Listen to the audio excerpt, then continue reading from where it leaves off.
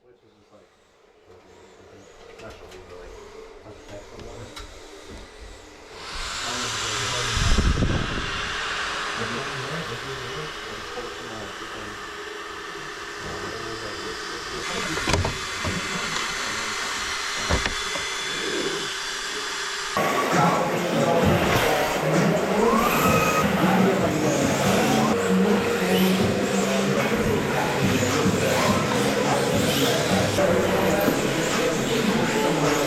What's up everyone? Welcome back to Shredcraft RC. I'm Cam and we're back today with the RDX. I wanted to show this little plate that I made here. This stabilizes the gyro with these little silicone standoffs. So this is just to dampen the vibration, and it's something that a bunch of drone guys do, so I figured I would just try it. Sure, it will add some weight. I want to know if the servo or the gyro are getting bad feedback, because this chassis will wiggle quite a bit. So we'll go test that out and see how it goes. So if you can see that the plate moves, basically just because it's dampened by these silicone pads. So it shouldn't absorb any of the vibration from the fans or anything else kind of reverberating through the chassis. So that is my theory. Don't know if this is going to work, just wanted to try it. So we'll get some footage of this running on the RDX setup. So update since the last video, because I know it's been a while, is I did move the ESC back to the back only for spacing to kind of set this up. I did like it in the middle, so my other car has it on the back. I also like it on the back. So playing around with some different rear arm positions for less roll. Let's see what else. Oh, I got the aluminum knuckles up front. So that's the RDX specific knuckle with all stock arms and everything. Just made these out of some spare turnbuckles. The aluminum knuckle there. And now I have no rubbing. So that was the reason for that, is the wheel was rubbing at full lock against the toe arm back here. So with the proper knuckle, the proper spacing offset, it has clearance and doesn't hit the back of that. I guess it's the ReveD variable with hubs in there. So let's see what else. It has the easy rear hubs and then the adjustable ReveD front hub, and I think that's about it for changes. Everything else, the car just drives really well, so it doesn't need a whole lot of work or aftermarket parts. It's just putting the shiny stuff on to kind of make it look a little nicer. So yeah, I'll give my thoughts after I drive it and we'll go from there. Cool. I think it's funny that like everything was like a YD, and then they're like, you know what, we're gonna change it up. SD.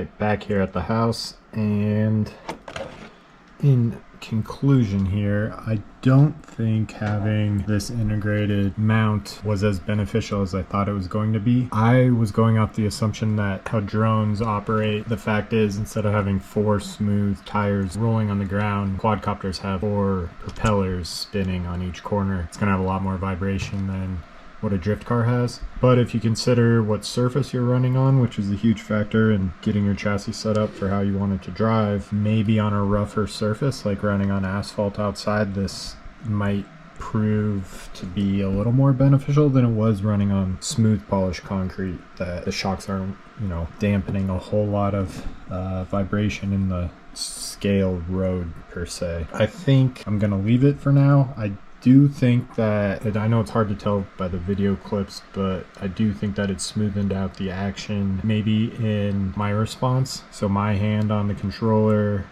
making sudden moves, maybe it smoothened out some of the reaction of the quick counter steer or transition movements that I was making on the remote. So that's kind of my, I guess, wrap up for the plate. It's not really necessarily something that makes a huge difference, but in theory it's maybe slightly better than 2 pieces of double-sided sticky tape. So you can always go that way. I know people always recommend that when you're mounting your gyro to your bottom chassis, use 2 pieces of double-sided tape, and that'll add just a little more buffer there between the bottom of the chassis. So yeah, that's kind of my thoughts and wrap up there. Hope you enjoyed some of those clips. Make sure that you guys stay tuned for more like honest reviews, because I know a bunch of people are maybe a little biased on YouTube because they're getting cars and parts for free, so it's easy for them to recommend products that might not always be the best solution financially and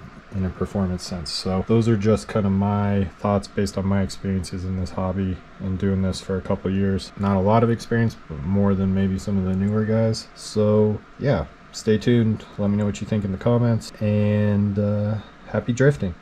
I will see you guys on the next video. Thanks for watching. Bye.